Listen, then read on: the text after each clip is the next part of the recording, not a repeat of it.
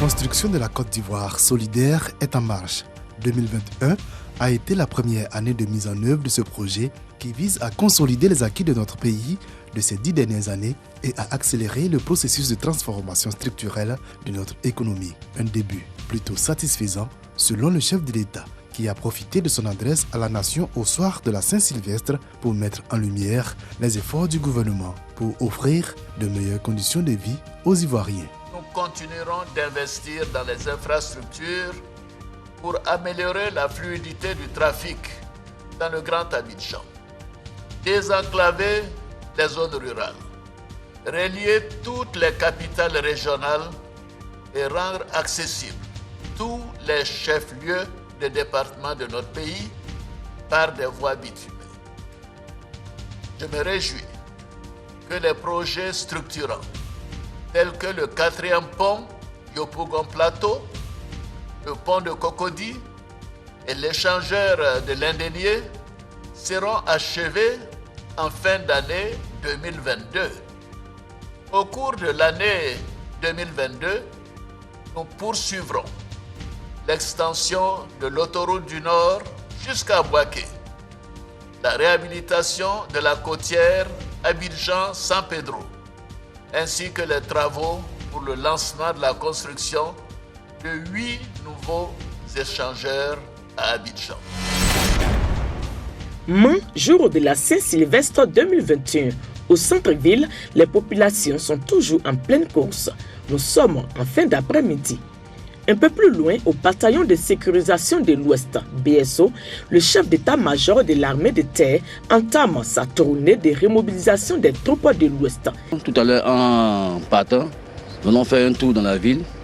Question encore de les rassurer pour dire l'armée de Côte d'Ivoire est à votre côté.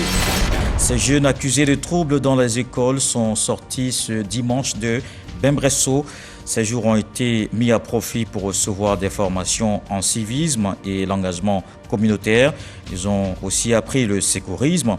Le ministre de la Promotion de la Jeunesse, se félicitant du bon comportement de ces jeunes, a assuré qu'un point d'honneur a été mis au cours de ce séjour sur le respect des droits de l'homme. Mamadou Touré promet de renforcer le cadre légal, de rester en contact avec les parents d'élèves et les chefs d'établissement. Dès demain, lundi 3 janvier, ils reprennent le chemin de l'école en attendant la suite de la procédure. La modernisation de la ville de Bouaké continue.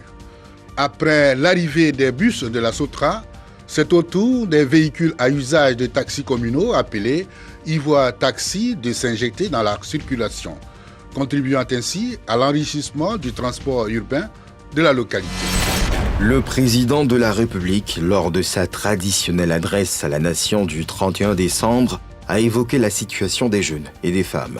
Il a indiqué que la seconde priorité du gouvernement pour cette année 2022 est d'insérer les jeunes avec ou sans diplôme dans le monde professionnel en mettant l'accent sur les PME.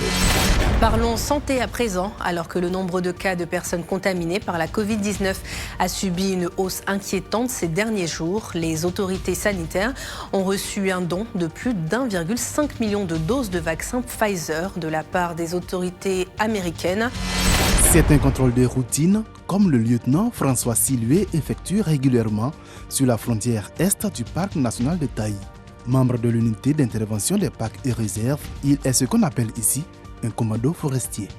Il veille à la préservation de cette partie de la forêt. Ici, les populations riveraines avaient réussi à défricher 4000 hectares de forêt appartenant au parc, aujourd'hui récupérés par l'Office ivoirien des parcs et réserves, OIPR. Le palais présidentiel ce mercredi 5 janvier, premier conseil des ministres de l'année 2022, présidé par le chef de l'État, le président de la République Alassane Ouattara. À l'entame du conseil, le premier ministre Patrick Achi a, au nom du gouvernement, adressé des vœux de santé, de paix et de bonheur au chef de l'État, à son épouse et à sa famille, avant d'exprimer la détermination de l'équipe gouvernementale à poursuivre les actions et les réformes en vue d'améliorer les conditions de vie des populations. C'est par un décret pris en Conseil des ministres le 22 décembre dernier que le gouvernement a décidé de plafonner le prix du poisson photon ou poisson garba. Pour le groupement des mareyeurs grossistes au Photon, il s'agit là d'une décision salutaire, l'aboutissement de plusieurs années de lutte. Des pétitionnaires particuliers face aux agents de la CNPS et souscrivant à la couverture maladie universelle CMU. Ce sont des commerçants qui se font enrôler au RST, régime social du travailleur indépendant. Nous sommes au lancement de la phase pilote de la stratégie nationale intégrée de transition vers l'économie formelle.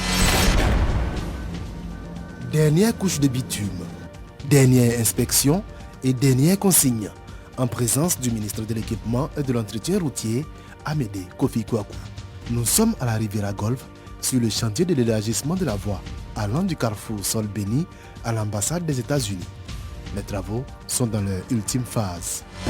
Ils sont 324, issus des forces armées ivoiriennes, notamment l'armée de terre, la gendarmerie, la marine, qui partent à la retraite après de loyaux services. Pour les accompagner dans leur nouvelle vie, le Fonds de prévoyance militaire a remis à chacun d'entre eux un chèque. Montant total, 1,5 milliard de francs CFA. CICG, le citoyen au cœur de l'action gouvernementale.